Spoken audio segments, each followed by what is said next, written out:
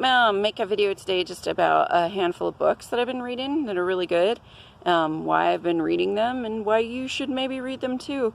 And just, give you a brief update on what I've been up to lately if you are interested. I don't know. So I guess like about 2 or 3 months ago, I started reading like a lot of what they call the second wave of Native American Renaissance literature, just because I stumbled upon it. And then my stumbling upon that sort of coincided right with like discovering that I had an ancestor who was Native American. I made a video about her, grandma, great-great-great-great-grandma Adelaide, Shoshone lady. And right around the same time that my mom revealed that to me, I was just at the library and doing what I do, going through the stacks and running my hands on the spines and just seeing what like pops out at me. And so I was running along and I came across this really great book about the lives of Native American women before colonization. And it was really good. And so I just kind of kept running with that theme, and I've been picking up a whole bunch of books and some fiction. It's been really good, and other things that are not fiction. Like I've been reading Joy Harjo's poetry and some memoirs, her memoir, and Leslie Marmon Silko's memoir, which was really fantastic. And I'll talk more about her in a few minutes. But it was really weird that I was doing this, because shortly after I started doing it just voluntarily,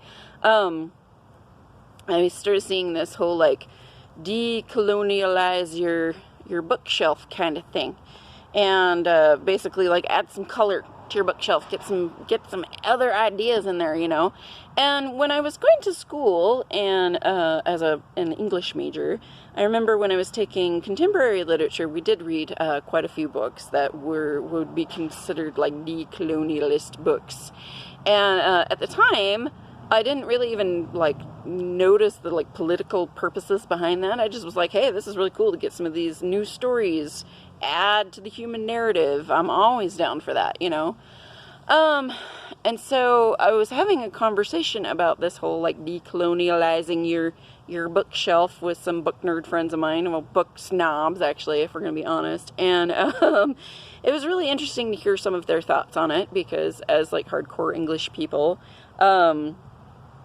they really like the idea of adding more narratives to the story, but it was like, are they narratives that are there because they're truly interesting stories that are good to read and are just a good story you'd return to again and again? Or are they just there to bring awareness to like a people's struggle? And I was like, well, what does it matter, And they were like, well, there's a difference between like politically motivated art and just art. And I was like, well, isn't all art kind of political in a way? And they were like, well, yeah, but like when you look at a thing, no matter who's making it or what culture it's coming from, you can tell if it's beautiful or if it's just like propaganda. And I'm like, okay. So then these particular individuals, they've been in academia for a while, and they've been talking about like decolonializing their classroom list, etc. And when I was talking to them about some of the things that I read in school, I was like, yes, I do recall definitely reading this stuff that was just meant to bring awareness and, also so you could flog yourself really hard about your white privilege if you're, going to go that direction in life. And then there were things that I read that were just legitimately great art. And so the people I were talking to were like, well, like what? Name something for me.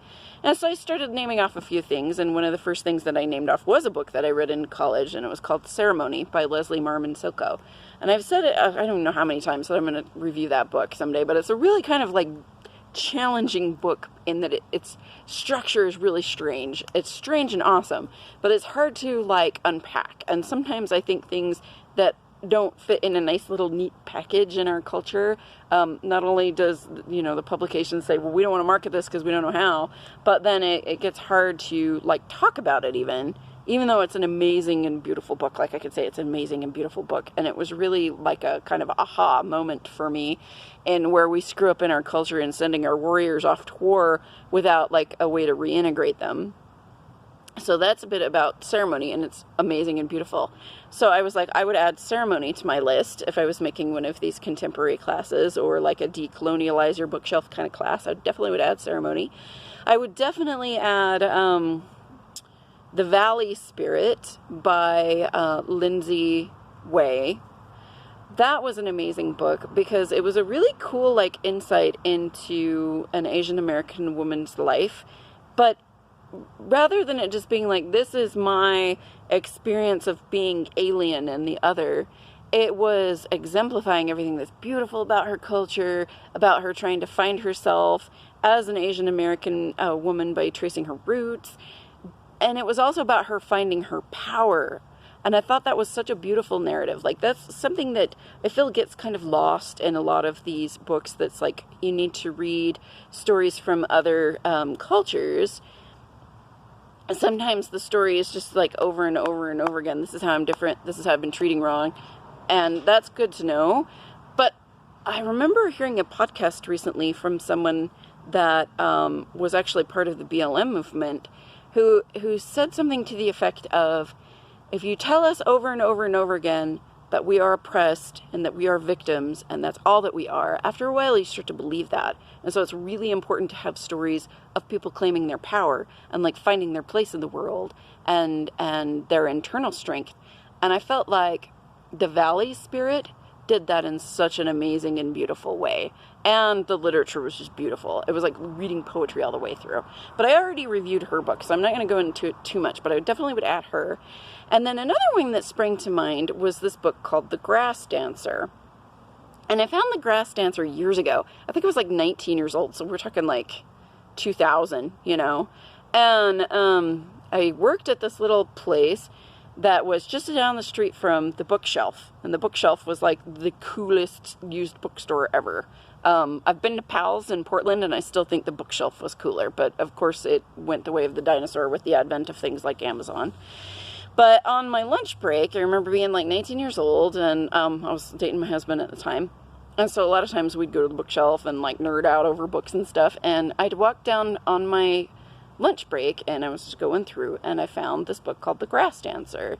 I picked it up, and I like devoured the thing. I think I read it in a single day because it was such a good book. And then through a move or something, I lost it. And so I hadn't read it for years. So when I was telling these individuals, yeah, The Grass Dancer is really good, I was like, oh, I wonder if the library has that. And I found it. Ding! So I checked it out and read it again. And I'm happy to report that it's still amazing. And I love this book because not only does it bring you inside the world of living on a reservation and understanding the struggles that go along with that. So you're getting the, this is part of the culture, this is our struggle and everything. But it's also just a damn good book. Like, it's really good. Like, it's really good in the way that, like, a Jane Austen book is really good. Like, I love Jane Austen because I love character-driven narratives. And the characters in this book just leap off the page. And they feel like they're sitting right next to you. And you could, like, totally see these people. And you love them. And you hate them. And you get really wrapped up in these characters. And so Susan Powell, she's just a great, great author. I actually put a couple more of her books on hold to get them from the library, because this was the only book of hers I'd ever read, and rereading it again, I'm like, God, she's a really good author. I want to read her other stuff. So I've got a few things coming in through interlibrary loan, which is awesome, so I can read them. And yeah, it's just a dang good book. So this I would have in my like decolonialize your bookshelf list if I were teaching a course, or just even just to add to your bookshelf, you know. I actually check a lot of books out from the library because I don't have a lot of money. And I like to patronize the library anyway, and you know, it's a good way to like preview stuff before you want to like buy it. My husband's the kind of person that if he just even glances at something that looks mildly interesting, he has to buy it, and it's all on his bookshelf. But I'm kind of like, if I read it and I think it was good and I'll probably read it again, then I'll buy it. I'm that kind of person, you know. So The Grass Dancer is really good. And I was going to read you a weird passage, because in this whole like conversation about decolonializing your bookshelf, I came across this really interesting part, and this is, so one of the things that's really cool about this book too is it tells several generations of this family. So it starts with, I believe in 1981, 81, 85, it's in that time frame of a young person then, and just goes back and back and back and back, and it's getting to the great-grandma who was dealing with the priests who were coming in and trying to convert the Lakota people. And so she was actually really bright, and she learned to read, and she learned all of the stuff that this priest was trying to teach her. But she kept saying, like, dude, like, my people don't get it. Like, they don't understand what the heck you're talking about. Like, our spirit is everywhere, so why should we worship this, like, dude in the sky, you know? And there was a part where she was talking to her dad, and he was like, well, why did Cain kill his brother? Like, I don't understand. And so she asks the priest, and the priest is like, well, because he didn't have any faith. And so she goes back to her dad and is like, well, when the white people don't worship their God, they go crazy, you know, like stuff like that. And it's just kind of funny to see how, like, this outsider point of view of something like Christianity, how it was received at the time. It's like, okay, yeah, that's interesting. And it makes sense how it, like, totally didn't stick, you know, like, what the hell, that's not gonna, angels, like, they talk to eagles and stuff, you know, I mean, that's the closest approximation they could get to. So I don't know. To me, like, the ultimate colonializing, and that's what I'm going to get to in this little bit about the book, happens through belief, you know. There's this weird sort of Calvinist belief thing, and they talk about this in the book too, that there's this sort of equating your wealth with your worthiness as a human being in the sort of Calvinist Protestant viewpoint of the world. And so if you're not wealthy, then there must be something personally wrong with you. And so, like, that's a way that, you know, the people who live in poverty are constantly shit on, and that goes into minority groups as well.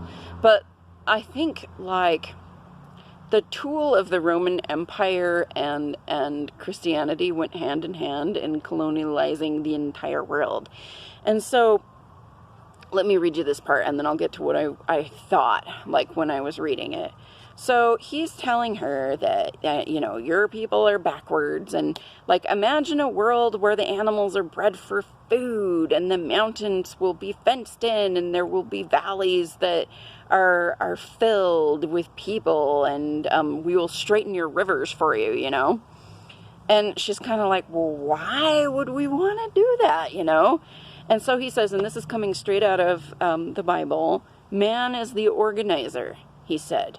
Adam named the creatures and mastered the elements and answered to no one but the Lord. And this is the legacy we must claim for ourselves. Okay, so that is the thing that basically gives people permission to go in and annihilate the non-believers and do whatever you need to do to them in order to tame them. Okay, that belief that is inherent in the Bible and was adopted by the Roman Empire because it was a really handy tool for them to go through and create their empire and unify everyone under a same belief, is that man has dominion over the earth and the animals, and we are here to serve the Lord. And how that gets done gets decided by a handful of people running things. And anyone who doesn't believe in that is fair game for exploitation and conversion, and their beliefs don't count, and everything else.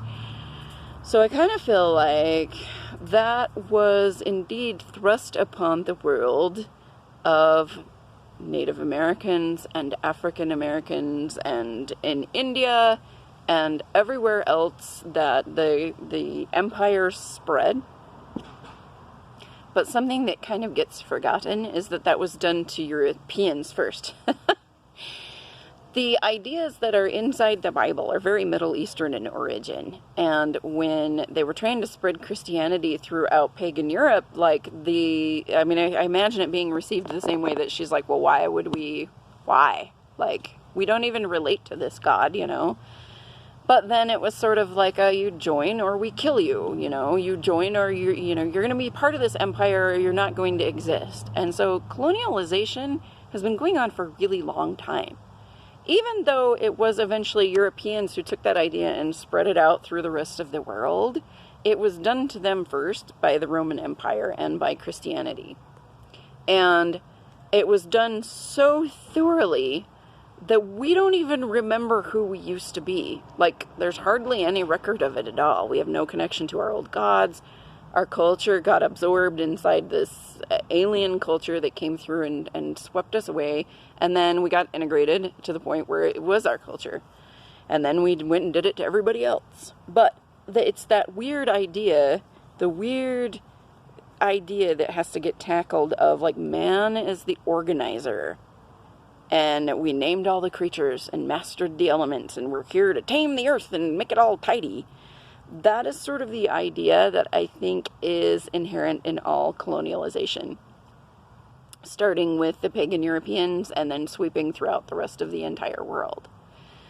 So there's this weird part of me that is almost kind of jealous of the people that still have knowledge of their culture before colonialization, because we don't anymore. It was so thoroughly done away with. We don't even know what that was anymore. It was done to us so well. We don't know who we used to be.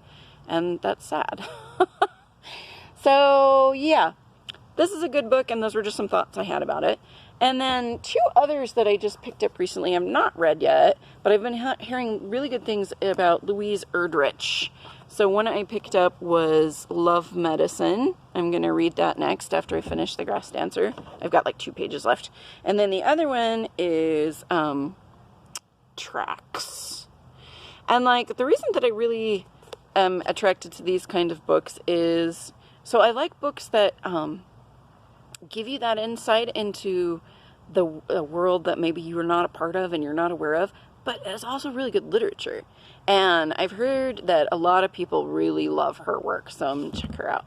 And one of these days I'm gonna finally like muster up the courage to tackle Ceremony, because it really is a good book, and it's so very, like, I think everybody should read that book. It's so beautiful, and yeah. It's hard for me to talk about. That's why I haven't talked about it yet. Because it gets to those weird places inside you that are hard to even enunciate, It's like, how do you describe what love feels like? It's like that. Like, it got to me in a way that I'm like, oh man, like, I really want to talk about this someday, but I'm still trying to, like, figure out how to articulate it exactly. So anyway, yeah, that's what I've been up to. Been reading a whole lot. I'm doing my yoga every morning and my Kundalini breath exercises. I'm doing a lot of, exercises in gratitude. And me and my husband were just talking about earlier about how, like, perception is everything, and what you choose to put your focus on expands. And so if you're, like, constantly in woe is me mode, you're gonna get more of that. But if you look around for all of the things that you already have to be grateful for, that expands too. So it's been interesting, because even though all this weird shit's going on in the world, like inside my own family and my own self, I feel really calm and very grateful and just really happy. And so I don't know how to, like, convey that to everybody else. That's just a thing you kind of have to figure out on your own. But I know that, like, spending time with all the things that I have to be grateful for every day has been massively helpful over the years in changing my mindset. Like, I don't even see the things anymore that I used to complain about all the time. It took a few years to finally, like, get that out of myself. But when you ignore those things and you turn your gaze away from them, and you spend more and more and more and more and more time just saying, I'm grateful, these are the things I'm grateful for, this is what's beautiful and wonderful, and noticing all of that stuff in the world, like, you almost don't see the other stuff anymore. Like, you notice it, but it doesn't occupy as much of your mental space. So that's been interesting. So, like, watching everything that's going on in the world has been really interesting from this sort of, like, witnessing standpoint that I've been going through. I know exactly how I plan to participate in an active way and not a passive way, but I'm not really sure that I'm ready to share that yet. But it is there. I'm not just, like, meditating this all away, I promise. And then just spending time with my son and my husband and my little dog here. Come here, doggo. Come here, little doggo. Here she is. It's really nice today. We might go for a walk, huh? Do you want to go for a walk? So, anyway, that's what I've been up to, and that's what I've been reading. What are the rest of y'all doing out there? Let me know. Give me a comment. Bye-bye.